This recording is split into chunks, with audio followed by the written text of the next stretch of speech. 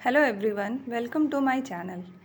आज हम बात करेंगे early childhood care and education की। ये बताता है चाइल्ड के इनिशियल स्टेजेस के बारे में।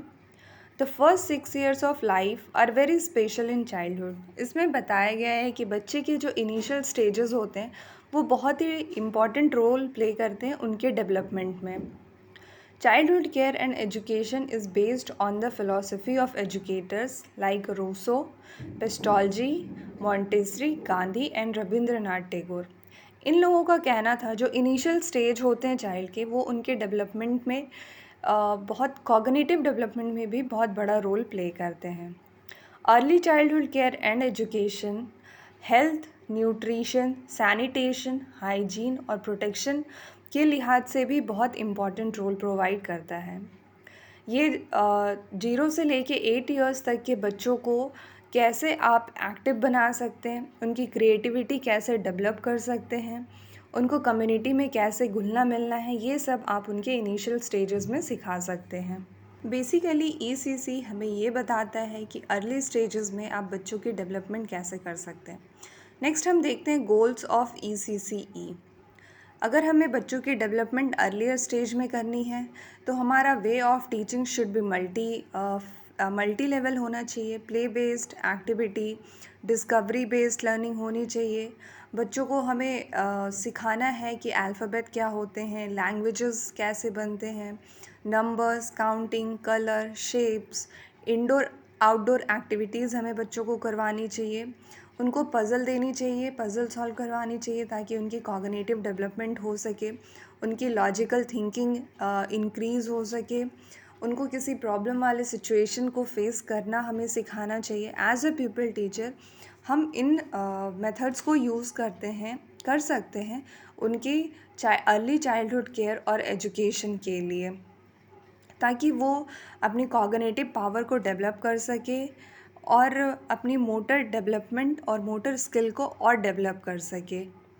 इसको और बेहतरी से समझाने के लिए चाइल्डहुड केयर एंड एजुकेशन को 2 पार्ट्स में डिवाइड किया गया है। First goal is development goal.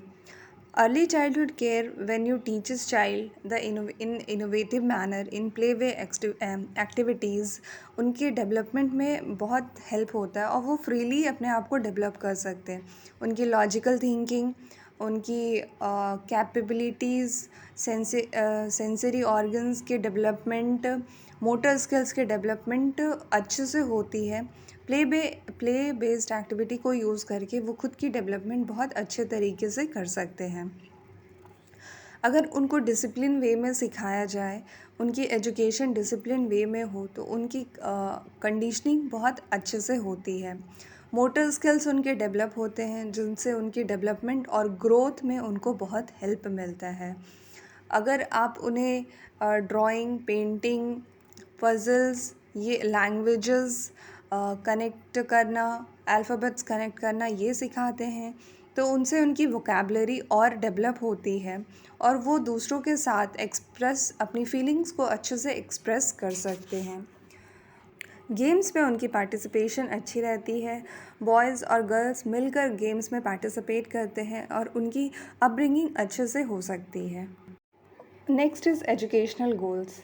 Early childhood care and education strives for the holistic development of children. ये ओवरऑल डेवलपमेंट में फोकस करती है।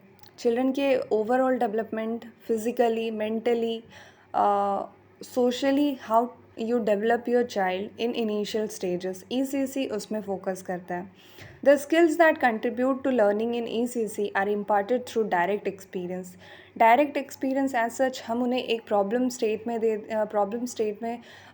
को फेस करने के लिए कहें या फिर एनवायरनमेंट से डायरेक्ट टच में कर दे तो वो उस एनवायरनमेंट में रह के प्रॉब्लम को कैसे फेस करना है, how to solve that problem, उनकी वो थिंकिंग इंक्रीज़ होती है। लॉजिकल थिंकिंग उनकी इंक्रीज़ होती है, कॉग्निटिव स्किल्स उनकी डेवलप होती है।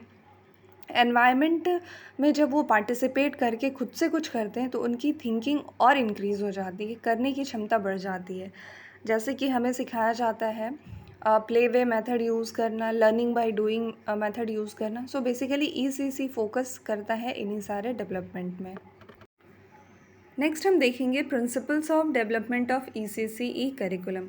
हमें किस किस प्रिंसिपल को ध्यान में रखकर ECCE करिकुलम को डेवलप करना चाहिए। सबसे पहली हमारी जो नीड होती है वो है बच्चों की नीड।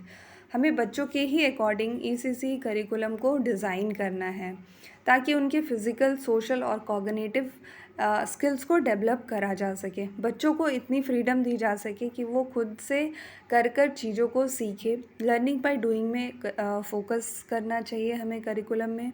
प्ले वे एक्टिविटीज़ रखनी चाहिए, बच्चों से रिलेटेड एक्टिविटीज़ करवानी चाहिए ताकि बच्चों को ये अपॉर्चुनिटी मिले और वो ज़्यादा से ज़्यादा चीज़ों को समझे और सीखे।